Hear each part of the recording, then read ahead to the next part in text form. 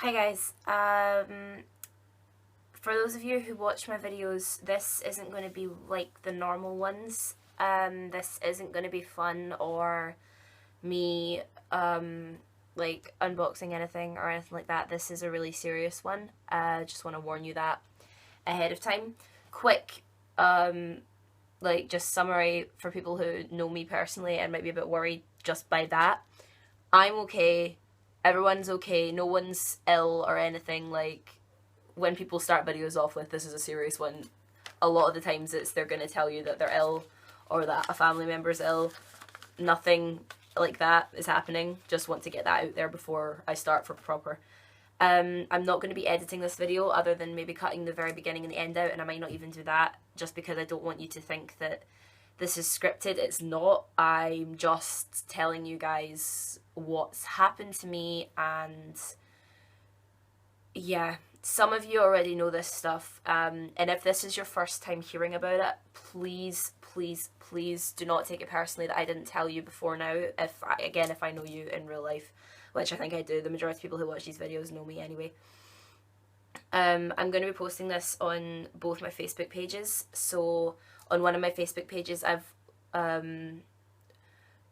only got most of my family on one Facebook page. I'm not sure how many of you knew about this before now. I know that my mum did tell some people, but not everyone. So again, family, if you're watching this, hi. And if this is the first time of hearing about it, I'm really sorry, but please don't feel undervalued or anything. We just didn't want to worry anyone. So with all that said, might as well explain where I'm going with this. So this year, back in May during the Easter holidays, I was on holiday in Tenerife with my mum and dad. And there was 2 days to go until we were going to be leaving to go back home. And I was in the bathroom of our hotel room putting on sun cream, and I found a lump in my breast right there. Right there. It's really small. It's about the size of one of the capsules you get inside of a Kinder Egg. But yeah, when I found it, I freaked out, which will not be surprising to anyone who knows me. I'm very overdramatic by nature, but I think in this instance it was kind of justified because I think most people would freak out in this situation. I only told one person. I didn't tell my parents, I didn't tell my boyfriend, I didn't tell any of my super close friends because I didn't want to tell them over Facebook, and I didn't want to tell my parents while we were still on holiday. Because despite the fact that I knew they would be, oh, it's going to be nothing, it'll be fine, just go get it checked out, I knew they would worry, and I didn't want to ruin our holiday by doing that. So I told one person over Facebook.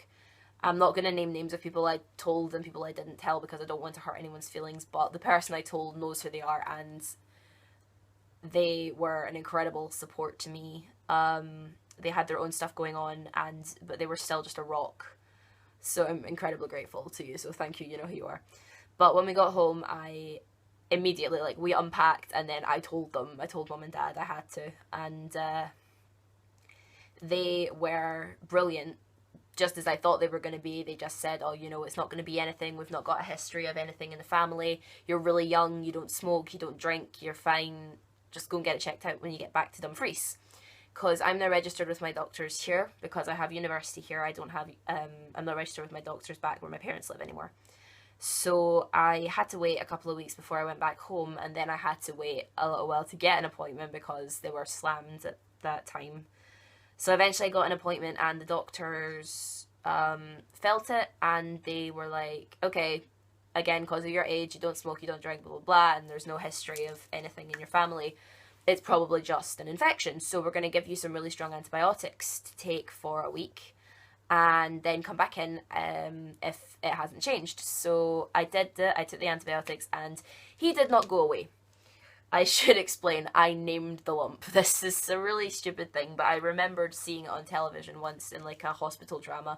Someone had cancer. I hate using that word when I'm talking about this, but because it's not, spoiler alert, I'm fine.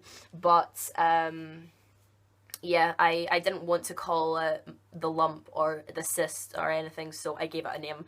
I called it Seymour, which is because it's he's a bad guy in a video game, and I dress up as one of the good guys from the same video game, so it was like I was fighting Seymour. It was just me trying to be silly and cheer myself up, and it worked.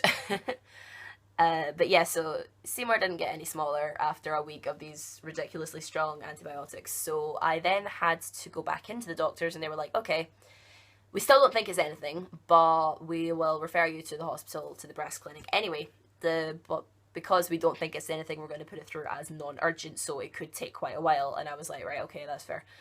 And it did take quite a while. It took about 12 weeks. So I finally got this hospital appointment, and my mum and dad came down to go with me.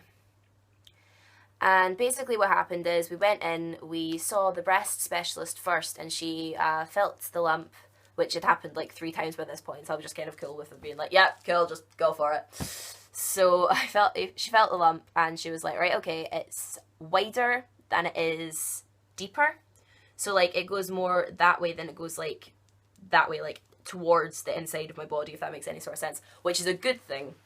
That means it is very unlikely to be anything. We think it is a fibroma, which is a benign fatty lump kind of thing, from what they explained.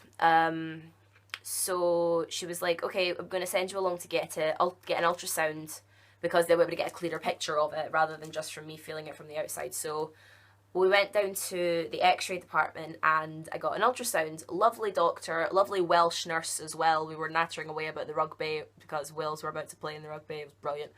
Lovely, lovely lady. So we got an ultrasound, and he was like, yep, that is a fibroma. But, and I was like, oh Lord, what? But, and the problem was, fibromas, by definition, are very smooth lumps, and mine had some irregular bumps on it. Trust me to be irregular. So, he was like, right, we're going to send you back through to the specialist at the breast clinic, and you can talk with her about stuff. And I was like, okay, cool, that's fine. So I walked back through, and by the time I'd walked back through to the breast clinic, the doctor from the ultrasound had obviously sent the scans from my ultrasound through to her. So by the time I got there, she was there with them all up on her computer, and she was like, right, okay, so this is what a normal fibroma looks like, and this is what yours looks like. And I could see what they meant. There was a few little bumps on it. And she was like, now, we normally wouldn't do this because of your age, you're so young, and again, the whole you don't smoke, you don't drink, there's no family history, blah, blah, blah.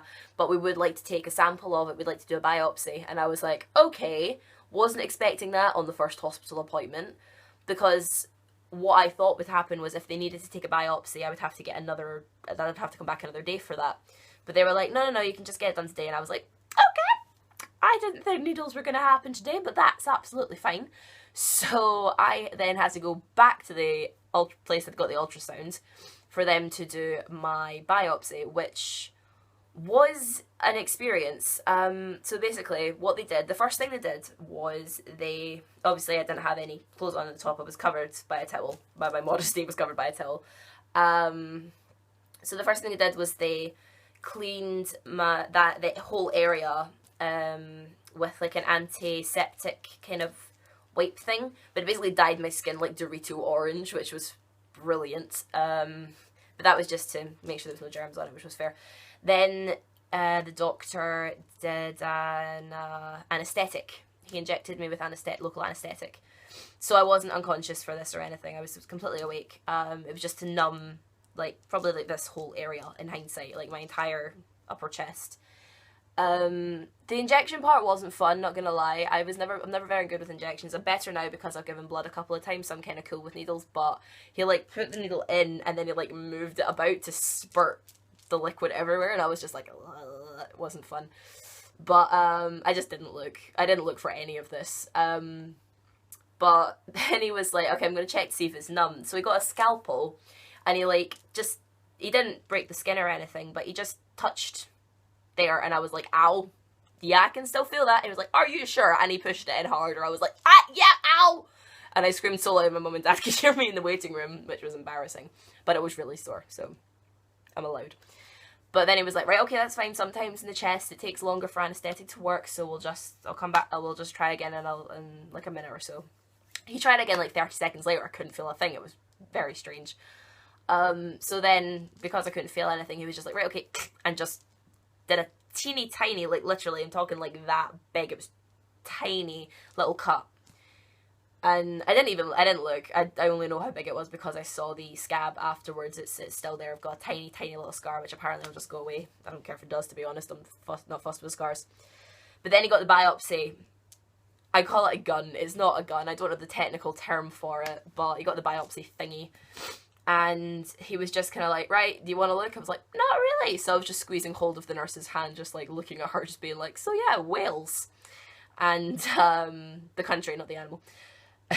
But so yeah, it was like, and the only thing I can compare it to, it didn't hurt at all. It just felt like pressure because I was completely numbed from the anesthetic. But the only thing I can compare it to is getting your ears pierced. The kind of gun they use, and it's like, that's what it felt like, but on a much bigger scale, but less sore. It's very strange. But he took 2 samples.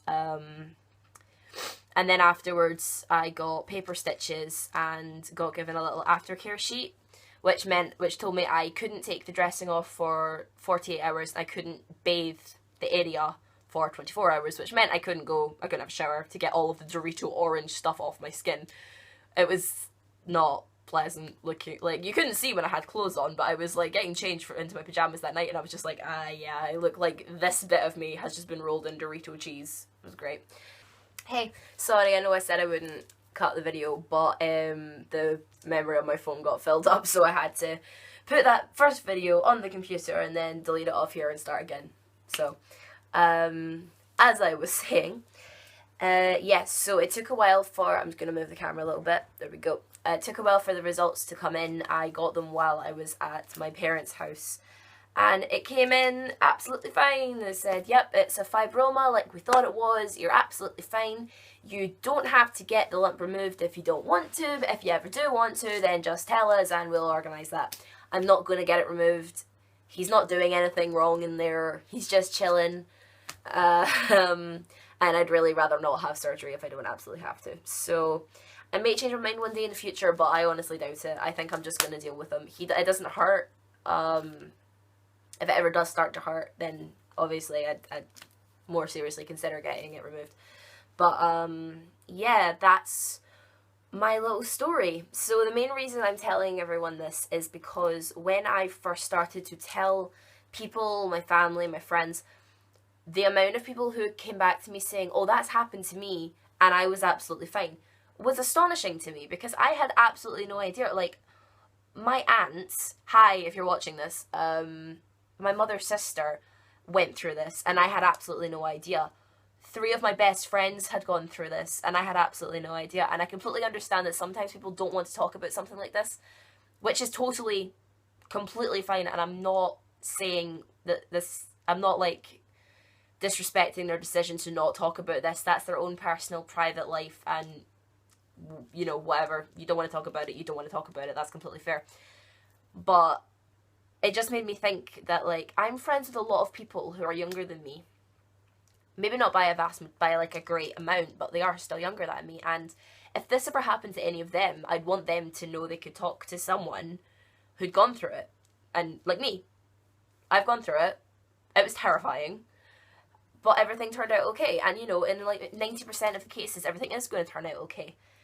And so basically, the main reason for me making this video is guys who know me personally, and even if you don't know me personally and you can just, you know, contact me through YouTube or whatever, if this ever happens to any of you, and it's not just girls this happens to, this can happen to absolutely anybody. Just because it was in my breast, it can happen to literally anybody, and not, like, you don't just get lumps in your breast, you can get them anywhere in your body and it'll still freak you out. If this happens to any of you, talk to me, please, because you have no idea how much I wished when this was happening to me that I could speak to someone who'd gone through it. And I could have, I just didn't know they'd gone through it. And again, guys who have gone through this, fair play for not wanting to tell anybody. It's just that I'm okay to talk about it. It doesn't bother me. So yeah, if this ever, and I pray that it never happens to any of you, because it is really scary. But if it ever does happen to any of you, hi. Like, seriously, you guys can talk to me. Most of my friends know they can come to me about absolutely anything, and I'm gonna try my best to help them.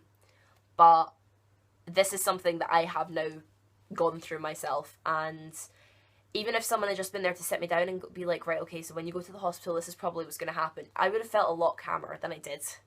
So I'm now repeating myself, but seriously, ever happens to anyone, you can speak to me. Thank you for watching this, guys. This is a bit longer than I was intending, this video, but thank you so much for watching. And yeah, to those of you who I did tell before now and who helped me through all of this, you guys are incredible. I wouldn't have managed to hold it together if it hadn't been for all of you. Friends and family alike, I owe you all so much, so thank you all immensely. I can never thank you enough. But yeah, thanks everybody for listening, and I'll talk to you guys later. Bye.